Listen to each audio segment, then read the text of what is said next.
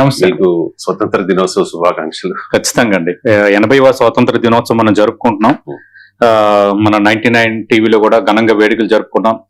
మన గౌరవ్ చైర్మన్ రెండు మిగతా వాళ్ళతో పోల్చుకుంటే మనకున్న వెర్సటైలిటీ ఏంటంటే, మన చైర్మన్ గారికి ఉన్న వెర్సటైలిటీ, ఆయన మనకు మీడియా హౌస్ చైర్మన్ గా కాకుండా ఆయన రాజ్యాంగబద్ధమైన కీలక పదమైన అఖిల భారత సర్వీస్ అధికారిగా మహారాష్ట్ర కేడర్ లో సర్వీస్ అందించిన వ్యక్తి, అంటే ఒక మాజీ ఐఏఎస్ అధికారిగా ఉన్న వ్యక్తి. ఎందుకంటే అలాంటి అధికారులు, అంటే అలాంటి ప్రొఫైల్ ఉన్న వ్యక్తి జాతీయ జెండా ఎగరవేయటం అనేది నిజంగా అది మనం గౌరవంగా మనం ఫీల్ అవ్వాల్సిన అంశం. ఎందుకంటే ఆయన మాట్లాడిన స్పీచ్ చూస్తే మనకి అర్థమైపోయింది. ఒక మంచి మెసేజ్, అంటే సమకాలీన అంశాలపై అలాంటి వ్యక్తులకి ఎంతవరకు అవగాహన ఉంటుంది, ఎంతవరకు దృష్టి పెట్టి ఉంటారు, ఆయన వాళ్ళ దృక్కోణం ఎట్లా ఉంటుంది అనేది మన చైర్మన్ తోట చంద్రశేఖర్ గారు ఆయన స్పీచ్, ఆయన సందేశంలో మనకి చాలా స్పష్టంగా అర్థమైంది. అంటే అప్పుడు పరిస్థితులు ఎలా ఉన్నాయి, ఇప్పుడు పరిస్థితులు ఎలా ఉన్నాయి, ఏ రంగాల్లో ఇంకా మార్పులు రాలేదు, అసమానతలు, పేదరికం, ఈ అన్ని అంశాలను కూడా క్రోడీకరిస్తూ మీడియాగా మన బాధ్యత ఏంటి, మనం ఏం చేయాలి, ఎవరికి వాయిస్ గా ఉండాలి, ఏ విషయంలో వాయిస్ చేయకూడదు అంటూ చాలా స్పష్టమైన సందేశం అయితే ఇచ్చారు. అలాగే 99 టీవీ కూడా ఇప్పుడు కూడా ప్రజల పక్షాన నిలబడుతుంది. లేటెస్ట్ గా మనం చూడొచ్చు 22A ఇష్యూ మీద మనం తీసుకున్న ఒక రకంగా ప్రజా ఉద్యమే ఒక రకంగా. ఎందుకంటే చాలా మంది బాధితులు ఉన్నారు కాబట్టి వాళ్ళ తరపున ఒక గొంతుగా అయ్యాం మనం. అంటే దాని అర్థం ఏంటి, పబ్లిక్ తరపున ఒక మీడియా బాధ్యతగా మనం బాధ్యత నిర్వర్తిస్తున్నాం. చైర్మన్ గారు చెప్పింది అదే, ప్రారంభం కాదు, మీరు ఎప్పుడు కూడా పబ్లిక్ ఇష్యూస్ మీద ఉండాలి, పబ్లిక్ కి మనం వాయిస్ అవ్వాలనేది ఖచ్చితంగా దానికి మనం కట్టుబడి ఉన్నాం. జర్నలిస్టులకి స్వేచ్ఛ, స్వతంత్రం అనేది చాలా కొద్ది ఛానళ్లలో, కొద్ది మీడియా హౌసెస్ లో మాత్రమే ఉంటుంది. అవును, అలాంటి మీడియా హౌస్ ఏదైనా ఉంది అంటే ఫస్ట్ ఉండేది 99 టీవీ.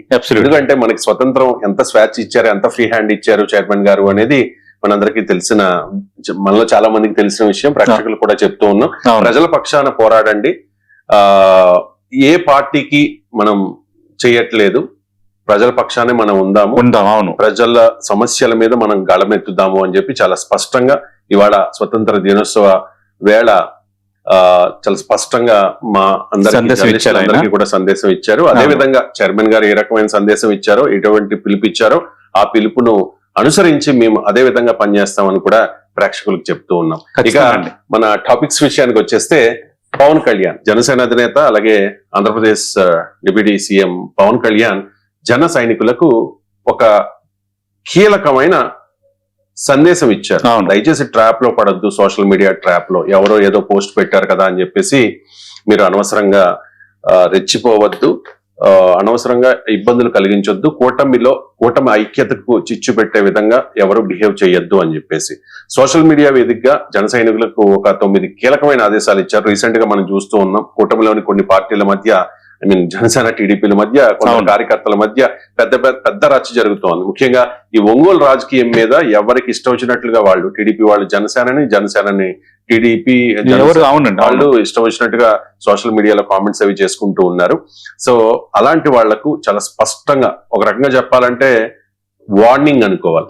ఏమంటారు సతీష్ గారు? కరెక్ట్, ఖచ్చితంగా. అంటే మనం చూసాం ఈ మధ్యన లేటెస్ట్ గా తెలుగుదేశం పార్టీ, బీజేపీ, జనసేన ఈ సోషల్ మీడియా సమన్వయ కమిటీ ఒక మెసేజ్ పంపించింది. ఏ మెసేజ్ అంటే, ఇక్కడ పూర్తి స్థాయిలో కొందరు సోషల్ మీడియాలో రెచ్చగొట్టే ప్రయత్నం చేస్తున్నారు, కొందరు సోషల్ మీడియాలో చొరబడి చంద్రబాబు నాయుడిని పొగుడుతున్నట్టుగా మాట్లాడి మళ్ళీ పవన్ కళ్యాణ్ తిడతారు, కొందరేమో పవన్ కళ్యాణ్ పొగుడుతూ చంద్రబాబుని తిడతారు. ఇట్లాగా మన మధ్య వైషమ్యాలు రెచ్చగొట్టే వాళ్ళు, ఒక థర్డ్ పర్సన్ గా ఉన్న వాళ్ళు వచ్చి మొత్తం వైషమ్యాలను క్రియేట్ చేస్తున్నారు, మీరు ఆ వైషమ్యాల్లో కొట్టుకోవద్దు, మీరు ఆ సూప్ లో పడిపోవద్దు అని చాలా స్పష్టమైన సందేశం ఇచ్చారు ఈ మధ్య కాలంలో జరుగుతున్న పరిణామాల నేపథ్యంలో. ఇప్పుడు లేటెస్ట్ గా ఏంటంటే, ఈ విషయంలో కొంత జనసేన జాగ్రత్త పడుతున్నట్టుగా తెలుస్తోంది.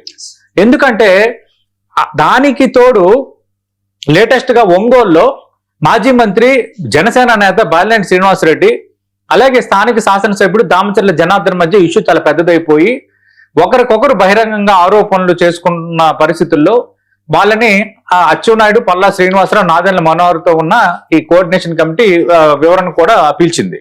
ఇది జరిగింది.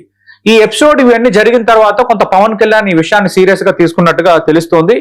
అందుకే ఇప్పుడు ఆయన చాలా స్పష్టంగా, కఠినంగా చెప్పారు. ఎందుకంటే పవన్ కళ్యాణ్ సినిమాటిక్ స్టైల్ ఎలా ఉంటదంటే, సరే ఆయన ఎంత కామెడీ బాగా పండిస్తారో సీరియస్ యాక్షన్ లోను కూడా అంతే ఫేస్ ఉంటుంది ఆయనలో. అందుకు మనకు తెలుసు ఆయన డైలాగులు కానీ ఆయన మ్యానరిజమ్స్ కానీ యూత్ కి కనెక్ట్ అయ్యేవి, ఆ సీరియస్ నోట్లో ఆయన చెప్పేవి. ఇప్పుడు నిజంగా జనసేన అధినేతగా డిప్యూటీ సీఎం గా కూడా అదే సీరియస్ నోట్ లో ఆయన మాట్లాడారు. ఆయన ఏమన్నారంటే హద్దులు దాటొద్దు, నోరు అదుపులో పెట్టుకోండి. బయట వాళ్ళకి అనలా, సొంత పార్టీ నేతలకి, సొంత పార్టీ సోషల్ మీడియా సైన్యానికి ఆయన అన్నారు. చాలా స్పష్టమైన సందేశం అయితే ఆయన ఇచ్చే ప్రయత్నం చేశారు. ఎందుకంటే ఇటు ఒకవైపు అభివృద్ధి కార్యక్రమాలు చేస్తున్నాం, ఇవన్నీ చేస్తుంటే అనవసర కొట్లాటలు, కూటమిలో కొట్లాటలు, ప్రియారిటీస్ ఇవ్వట్లేదని తలనొప్పులు, అలాగే బహిరంగంగా ఇప్పుడు బాలినేని వీళ్ళందరూ పడిపోయిన తర్వాత ఇవన్నీ కూడా పవన్ కళ్యాణ్ పై చాలా బలమైన ఇంపాక్ట్ చూపించాయన్నది క్లియర్ కట్ గా అర్థమవుతుంది. మెయిన్ క్రమశిక్షణ కొంత తప్పింది, జనసేనలో క్రమశిక్షణ గాడిలో పెట్టాలి. కొందరు అదుపు తప్పుతున్నారు, కొందరు హద్దు దాటుతున్నారని నేరుగా పవన్ కళ్యాణే అన్నారు. అంటే ఖచ్చితంగా ఇది బలమైన మెసేజ్ జనసేన క్యాడర్ కి, చాలా బలమైన మెసేజ్. మనం చూస్తుంటే కేవలం ఒంగోలు ఎపిసోడే కాదు, గత 15 రోజుల పరిణామాలు మనం చూస్తే పవన్ కళ్యాణ్ ఆ పార్టీకి సంబంధించిన అధికార ప్రతినిధులందరినీ క్యాన్సిల్ చేశారు. ఎవరిని డిబేట్కి వెళ్ళొద్దని ఆదేశాలు జారీ చేశారు.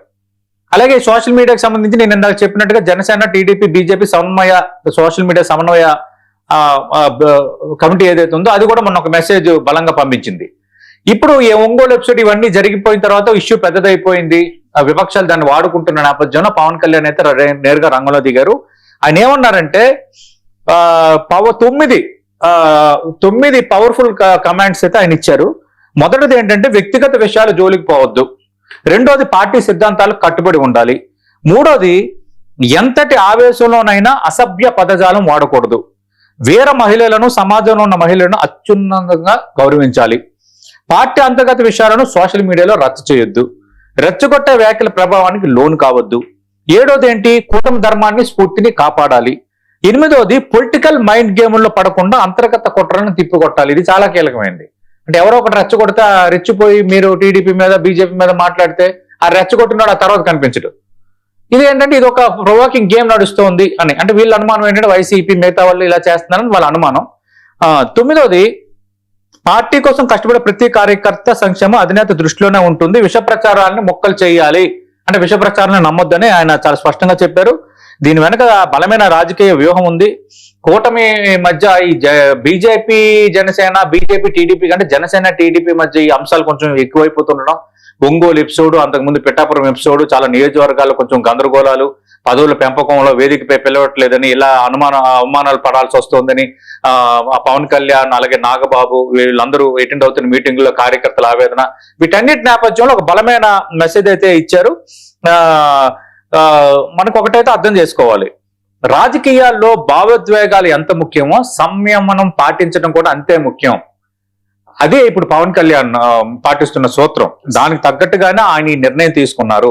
పార్టీ శ్రేణులు గాడి తప్పుతున్నాయి, వేరే ఒకరు చేస్తున్న అంతర్గత సోషల్ మీడియా కుట్రలో వీళ్ళు పావులైపోతున్నారు, వీళ్ళు బలైపోతున్నారు, వీళ్ళు మిత్ర కూటమిలో ఉన్న మిగతా పార్టీలపై వీళ్ళు ఒక రకమైన విద్వేష భావాన్ని పెంచుకుంటున్నారు.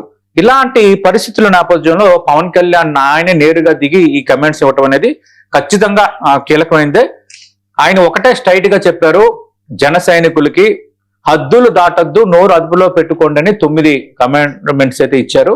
ఖచ్చితంగా ఇక్కడ నుంచి క్రమశిక్షణ విషయంలో పవన్ కళ్యాణ్ చాలా సీరియస్ గా ఉన్నట్టుగా తెలుస్తోంది. ఒంగోలు ఎపిసోడ్ తర్వాత ఆయన ఇంకా హట్ అయ్యారు. ఏంటి ఇంత చిల్లర రాజకీయాలు, ఏంటి ఇది గందరగోళం అంటూ చాలా హట్ అయినట్టుగా కూడా వార్తలు వస్తున్నాయి. అందుకు ఇక నుంచి జనసేన నేతలు కానీ మిగతా వాళ్ళు కానీ ఏదైనా గందరగోళాలు చేస్తే మాత్రం స్పేర్ చెయ్యను, లెక్కలు తేలిస్తా అని చాలా ఒక పార్టీ అధినాయకుడిగా ఒక బలమైన మెసేజ్ అయితే ఇచ్చారు.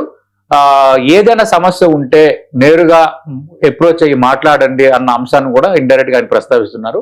మరి చూద్దాం, ఈ విధంగా ఇనిషియేటివ్ తీసుకోవటం అధికారంలోకి వచ్చిన తర్వాత ఇప్పుడు లేదు. మధ్యలో ఎవరైనా ఏదైనా తప్పుడు కార్యక్రమాలకు పాల్పడినా, ఆరోపణలు వచ్చినా, కొన్ని రోజులు పార్టీ నుంచి ఒక 6 నెలలు దూరంగా ఉంచడం, పార్టీ కార్యకలాపాలకి సస్పెండ్ చేయడం ఇవే చేశారు. కానీ కార్యకర్తలను ఉద్దేశించి, సొంత కార్యకర్తలను ఉద్దేశించి నోరు అదుపులో పెట్టుకుంటే హద్దు దాటితే ఊరుకోను, పంబ రేగ కొడతా అన్నట్టు, అంటే ఆయన డైలాగ్ స్టైల్లో ఆ టైప్ లో ఆయన అయితే ఒక బలమైన సీరియస్ వార్నింగ్ ఇచ్చారు. ఆయన వార్నింగ్ ఇవ్వడానికి ఖచ్చితంగా ఒక బలమైన రీజన్ కూడా ఉంది. నిజంగా పరిస్థితి అలాగే ఉంది. అందుకు ఒక రకంగా అడుగులు పడుతున్నాయి. అంటే పార్టీని సంస్కరించే పనిలో భాగంగా అధికార పనులు రద్దు చేయటం, తర్వాత పార్టీ కోసం ఎవరైతే కష్టపడుతున్నారో వాళ్ళందరినీ ఎప్పటి నుంచో పార్టీ పెట్టినప్పటి నుంచి ఎవరైతే నిస్వార్థంగా కష్టపడుతున్నారో వాళ్ళందరినీ గుర్తించే కార్యక్రమం కూడా తీసుకున్నారు. శివశంకర్ మా పార్టీ ప్రధాన కార్యదర్శి ఒక కార్పొరేషన్ చైర్మన్ ఆయన అధ్యక్షుడిగా పెట్టి అదొక కార్యక్రమం నడుస్తోంది. అధికార పనులను రద్దు చేశారు. కార్యవర్గాన్ని కూడా త్వరలో పూర్తి స్థాయిలో విస్తరించబోతున్నారు. రైట్.